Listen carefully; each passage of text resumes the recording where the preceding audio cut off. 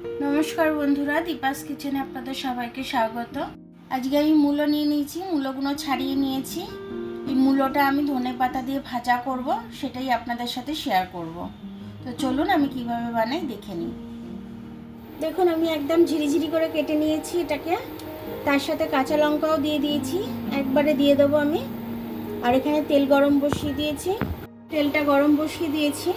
এবার আমি মূলোটাকে দিয়ে দেবো, নুনটা দিয়ে দিলাম, নেড়ে দেবো আমি ভালো করে যাতে নুনটা ভালোভাবে মিশে যায় এর সাথে। এটা কিন্তু ভাজা হয়ে গেলে একদম একটুখানি হয়ে যাবে। আমি হলুদটা একটু দিয়ে দেবো,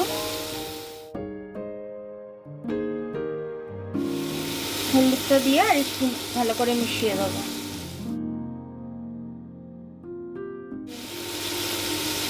এটা আমি এখন চাপা দিয়ে দেবো, এর ভাবেতেই এটা সেদ্ধ হয়ে যাবে।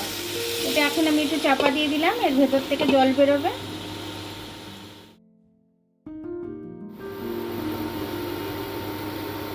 এবার একটু আমি খুলে দেখে নেবো। এটা এখনো ভাজা হয়নি আমার, এটা আরও ভাজা হবে।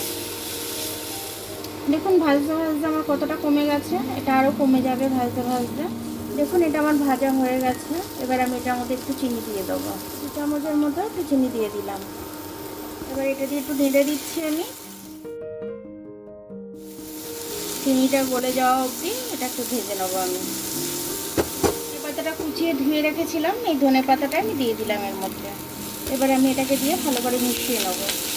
খেতে দুর্দান্ত লাগবে, এইভাবে আপনারা একদিন করে খাবেন, খেলে আপনারা বুঝতে পারবেন অনেকটা বেশি ভাত খাওয়া হয়ে যাবে এটা দিয়ে। ধনেপাতা দিলে মূলোর গন্ধটা চলে যাবে,